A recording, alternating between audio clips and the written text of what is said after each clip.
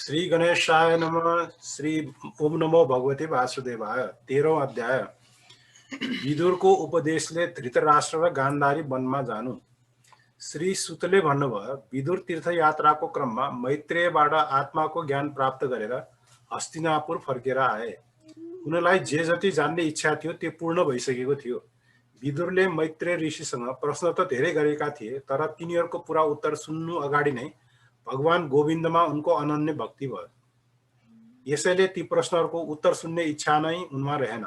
शौनकजी, हस्तिनापुरमा मानिसहरू सबैका सुहृद श्री विदुर फर्केका छन् भन्ने थाहा पाएपछि धर्मराज युधिष्ठिर, उहाँका चारै भाइहरू धृतराष्ट्र, युयुत्सु, सञ्जय, कृपाचार्य, कुन्ती, गान्धारी, द्रौपदी, सुभद्रा, उत्तरा, अश्वत्थामाकी माता कृपाचार्यकी बहिनी कृपी तथा पाण्डव परिवारका अरू सबै नरनारीहरू, आफ्ना छोराहरू र अरू स्त्रीहरू समेत सबैजना मृत शरीरमा प्राण आएको हो कि जस्तो प्रसन्नताको अनुभव गर्दै विदुरलाई भेट्न गए। सबैले यथायोग्य आलिङ्गन तथा प्रणाम आदि गरेर उनीसँग बिछोड भएको बेलाको उत्कण्ठा सम्झेर प्रेमको आँसु बगाए। युधिष्ठिरले आफ्ना काका विदुरलाई आसनमा बसाएर यथोचित सत्कार गर्नुभयो। भोजनादिबाट निवृत्त भएर उहाँले आरामसँग आसनमा बसेर विश्राम गरेपछि युधिष्ठिरले विनयपूर्वक झुकेर सबका अगाडि श्री विदुरसँग निवेदन गर्नुभयो। राजा युधिष्ठिरले भन्नुभयो, सम्मान्य काका, जसरी चराले फूललाई पखेटा मुनि राखेर सेकेर बढाउँछ, त्यस्तै तपाईले पनि अति वात्सल्य साथ आफ्नो करकमलको छत्रछायामा हामीलाई पाली पोस्नु भयो। बारम्बार तपाईले हामीलाई र हाम्री आमालाई विष दिँदा, लाक्षागृह दाह गराउँदा यस्तै धेरै विपत्तिहरूबाट बचाउनु भयो। के तपाईँ अहिले हामीहरूलाई सम्झनुहुन्छ? पृथ्वीमा विचरण गर्नुहुँदा कुन प्रकारले तपाईले आफ्नो जीवन निर्वाह गर्नुभयो? पृथ्वी तलका धेरै तीर्थ र प्रधान क्षेत्रहरू छन्, तिनीहरूमध्ये तपाईँ कहाँ कहाँ जानुभयो काका? तपाईहरूको भगवानको प्यारा भक्त स्वयं नै तीर्थ स्वरूप हो। तपाईँ आफ्नो हृदयमा विराजमान भगवानद्वारा तीर्थलाई महातीर्थ बनाउँदै विचरण गर्नुहुन्छ। तपाईँ तीर्थयात्रा गर्दै द्वारका पनि अवश्य जानुभएको होला।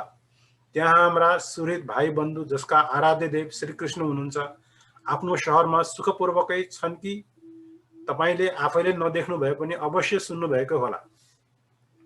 युधिष्ठिरले सोधेका हुनाले विदुरले तीर्थहरू बारे र यदुवंशीहरू बारे देखे, सुने र अनुभव गरेका सबै कुरा क्रमैसँग बताउनु भयो।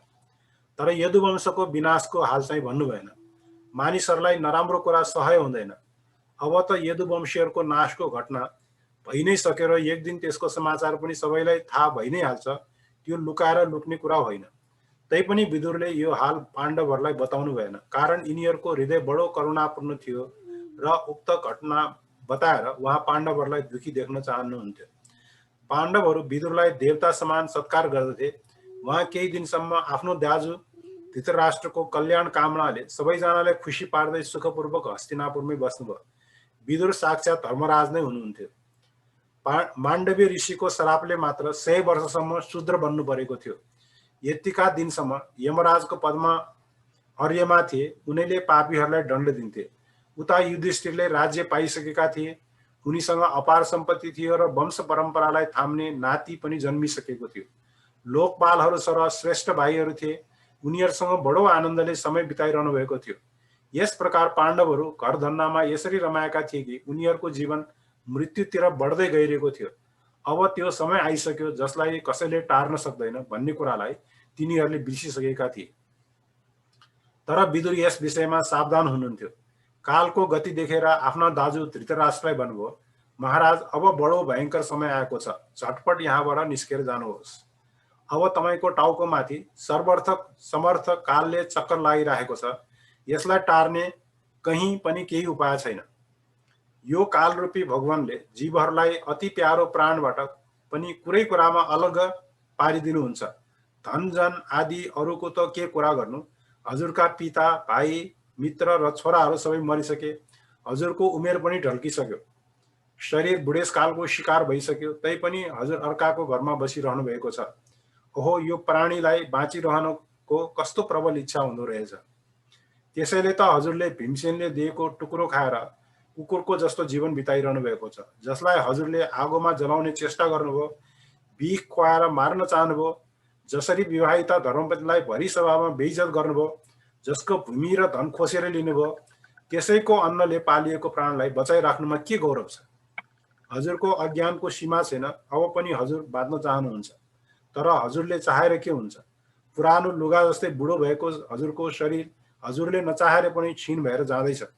अब यो शरीरबाट हजुरको कुनै स्वार्थ सिद्ध हुन सक्दैन। यसमा नफस्नुहोस्, यसको ममताको बन्धन काट्नुहोस्। यस संसारका सम्बन्धीहरूबाट अलगिएर उनीहरूले थाहा नपाउने गरी आफ्नो शरीर त्याग गर्दछ, त्यो मानिस धीर हो।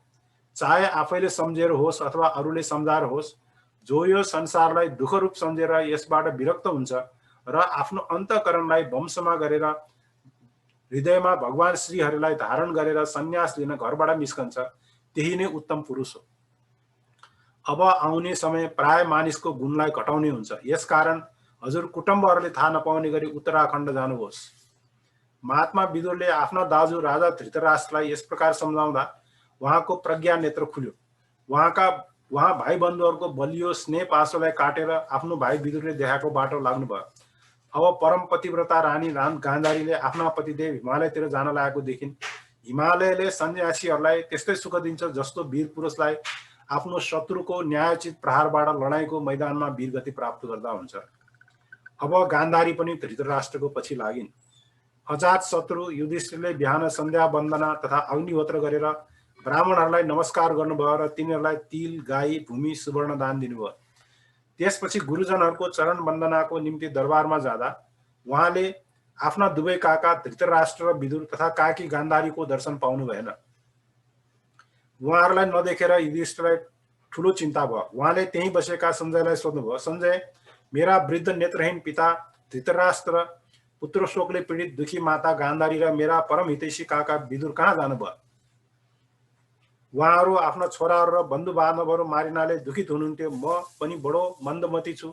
कहीँ मबाट कुनै अपराधको आशंका गरेर काका धृतराष्ट्र, माता गान्धारी सहित गङ्गाजीमा त हाम फाल्नु भएन? हाम्रा पिताजीको मृत्यु हुँदा हामीहरू ससाना बच्चा थियौँ। त्यसबेला उहाँहरूले बडो दुःखले हामीलाई हुर्काउनु भएको थियो। हामीलाई बडो प्रेम गर्नुहुन्थ्यो। अरे, उहाँहरू कहाँ जानुभयो होला? श्री सुत भन्नुहुन्छ, धृतराष्ट्रको सञ्जयमाथि ठुलो कृपा र स्नेह थियो। यसैले आफ्ना स्वामी गएको कारणले उनी यतिको शोकग्रस्त, दुखी र विरही भएका थिए कि कष्टले गर्दा उनले केही बोल्न सकेनन्। बिस्तारै बिस्तारै धैर्य गरेर उनले आफ्नो मनलाई थामे। हातले आँखाको आँसु पुछेर आफ्ना मालिक धृतराष्ट्रको चरणको सम्झना गर्दै युधिष्ठिरलाई बताउन थाले। सञ्जयले भने, धर्मराज, मलाई तपाईँका दुवै काका र गान्धारीको मन सायको केही पत्ता छैन।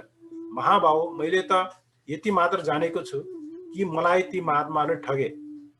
सञ्जयले यस प्रकारले कुरा गरिरहेका बेला टुम्बरुको साथमा देवर्षि नारद त्यहाँ आइपुग्नुभयो। महाराज युधिष्ठिरले भाइहरूका साथ उठेर उहाँलाई प्रणाम गर्नुभयो र सम्मान गर्दै भन्नुभयो। युधिष्ठिरले भन्नुभयो, भगवान, छोराहरूको मृत्युको शोकले व्याकुल मेरा काका र तपस्विनी माता गान्धारी कहाँ जानुभयो मलाई थाहा छैन। समुद्रमा अल्मलिएको जहाजलाई कर्णधार नै मार्गदर्शक हुन्छ, त्यस्तै तपाईँ नै यो उल्झेको समस्यालाई सुल्झाइदिनुहोस्।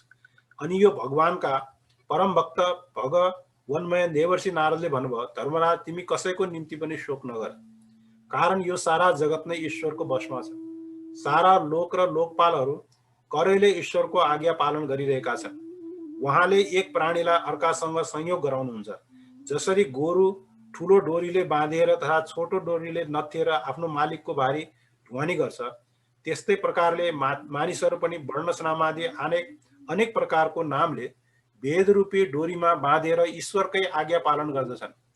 जसरी संसारमा खेलाडीकै इच्छाले खेलाउनको संयोग र वियोग हुन्छ, त्यस्तै भगवानको इच्छाले मानिसहरूको मिलन र बिछोड हुन्छ।